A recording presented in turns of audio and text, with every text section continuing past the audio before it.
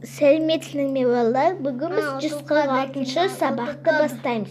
2-3 амалмен орындалатын есептер шығару. Саябаққа демалу мәдениет. Кестені пайдаланып есептер құрастыру.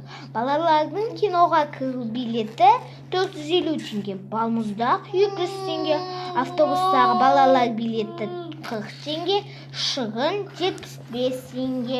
Балалардың театрға кіру билеті 150 теңге, саябаққа кіру билеті 5 теңге, әткеншек 400 теңге, шолу дөңгелегі 300 теңге, батут 200 теңге, балалар темір жолы 250 теңге екен. Осыған енді кестеге пайдаланып есептер құрастырамыз балалар. Міне балалар 146-шы сабақтың бірінші тапсырмасы асы. 5 бала киноға 450 теңгеден билет алды. Әрқайсысы 200 теңгеден балмұздақ алды. Барлығы белгісіз теңге. Осының шешуіне 450-ге көбейтеміз. 5-тен 2250 теңге. 200 көбейту 5-тен 2250 теңге қосу 1000 теңге. 3250 теңге. Жауабы 3250 теңге жұмсалды. Әсінде енді көрсетейін сіздер. Міне, әсінде. Балалар автобус билетіне 40 теңгеден төледім. 2 бала 75 теңгеден шығын алды. Барлық 40 бала театрға билет алды. Билеттің 350 теңгеден. Олар барлық ақшаны өздері төледі. Барлығы қанша теңге жұмсалды дейді. Міне 40 көбейту 10 тен 400, 72 көбейту 2 тен 150 теңге, 350 көбейту 10, 3500, 400 қосу 3500, қосу 150 тен 4050, барлығы 4050 теңге жұмсалды. Енді балалармен өзімге құрастырғым келеді, сіздерге құрастырып берсем болады. Балалар автобус билеті 40 теңге екен. Мысалы, мен өзім бәрін құрастырам. Ал сіздер соның шешуін жауабын тауып көріңіз. Мен 5 теңгеден саябаққа билет алдым. Саябаққа дейін ой.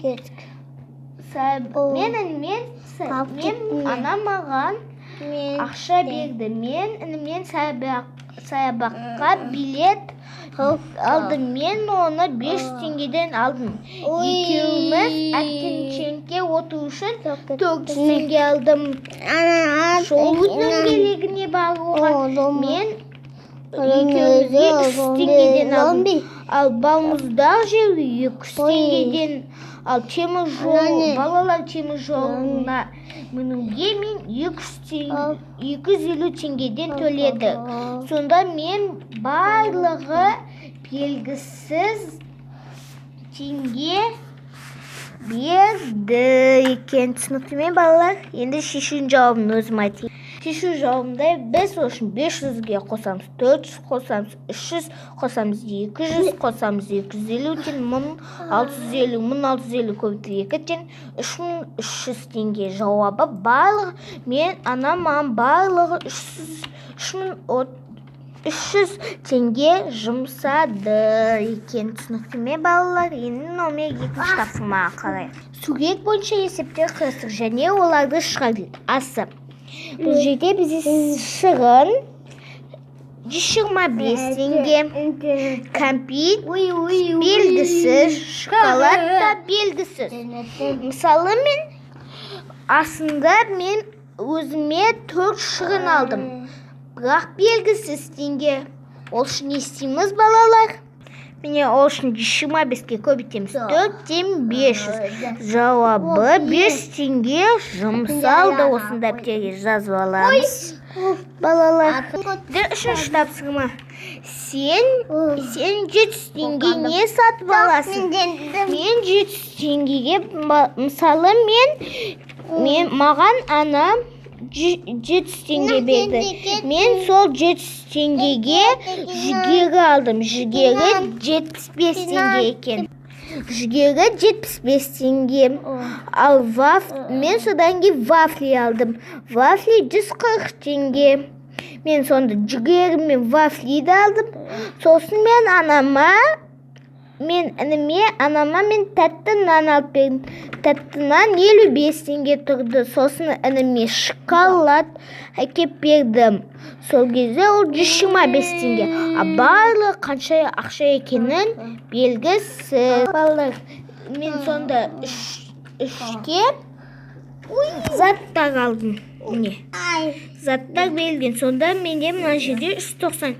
700-ден 390-да аламыз, балалар. Сол кезде қанша болады, балалар? Менде барлығы вафли, шоколад, тәтті нан, жүгері алғанда 390 теңге болды. Содан 700-ден 390-ды алсақ 310 болады. Сонда жауабына менде қайтарды 310 теңге. Ал енді 4-ші тапсырмаға қарайық. 4-ші тапсырмада асы саябаққа 436 адам қыдырып жүр. 125 демалушы ер адам. Әйелдер олардан 2 есе артық, ал қалғаны балалар. Саябақта барлық неше бала қыдырып жүр. Не балалар осылай жазыңдар. Номер 4-те асы ер адам 125. Әйелдер белгісіз, 2 есе артық, бала 436. Балалар белгісіз. Шешуіне 125-ке көбейтеміз 2. Тең 250 жауабы. Сонда әйелдер 250 адам екен. 250-ге 125 қосамыз 375. Сонда 375-ке қосамыз 60 болды, 436. Сонда барлығы 436 екен. Әйелдер мен ер адамды қоссақ. Содан кейін 436-дан азайтамыз 375. Сонда 61 болады. Жауабы балалар 61 екен. Ал енді саябақта демалып жүрген балалардың 46-сы балалар қалашығында, ал одан 4 есе көп бала әртүрлі аттракциондарда ойнап жүр. Аттракционда неше бала ойнап жүр? Әсінде былай жазымыз. Балалар қалашығында 46. Әртүрлі аттракциондар белгісіз 4 есе көп. Аттракциондар белгісіз бала ойнап жүр. Шешуіне 46-ға көбейтеміз 4, 184. Жауабы 184 балалар аттракциондарда ойнап жүр. Ал енді 5-ші тапсырма. 5-ші тапсырмада кесте бойынша есептер құрастыр және оларды шығар дейді. Бағасы 200 теңге, 250 теңге. Саны 3 дана, 2 дана. Құны белгісіз теңге, барлығы белгісіз теңге. Бит жазсақ болады.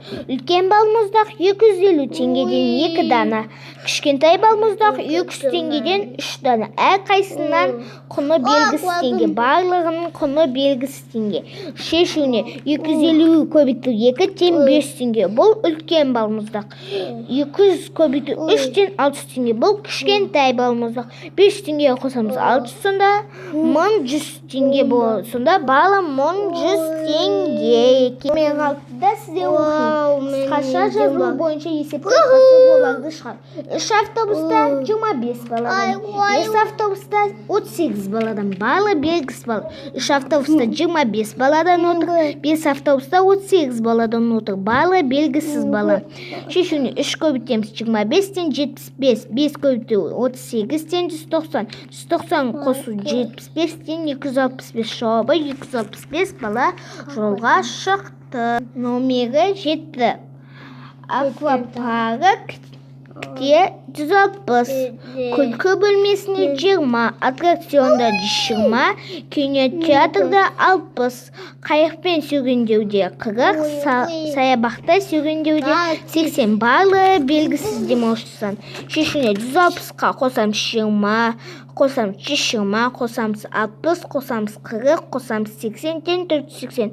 Жауабы демалушылар саны 480 екен. Онда 8, 9, 10 тапсырма қалды, 3 тапсырма қалды. Көрейік. Бізде 8-ші тапсырмада теңдеулерді шеш. Міне теңдеулерді шешіп қойған. Осын дәптерге топқа басып жазып алдың да. Дәптерімізге жазып алайық, балалар. Балалар, сіздерге 9 тапсырма мен 10 тапсырма көрсетпепті, бірақ сіздерге айтып кетейін. Тотықұс пен торғайдың массасын анықта дейді. Ол үшін анықтау үшін, мысалы, бізге бұл жерде кітапта тотықұстар берген 100, 250. Мен ойлаймын, қазір айтам балалар. Бұл жерде бізде 3 тотықұс 100-ден. Кені 200-ге 100-ді қоссақ 300 болады. Сонда 3 тотықұсты 100 рет қоссақ, онда 300 болады. Ал және де торғай 50 екен. Сонда 200-ге 100-ді қоссақ 300, сонда 350. Сонда 300 тотықұс 300 грамм, 3 тотықұс. Ал бір торғай 50 грамм екен. Ал енді келесісі 200 грамм және 2 тотықұс. Бұнда жауабы екеуі де 100-ден болса 200 грамм болады. Енді 10-шы тапсырма. Марат, Айнұр, Гүлжан, Нұрлан және Бекежан саябақ балмұздақ алуға кезекте тұр. Гүлжан мен Бекежан қатар тұрған жоқ.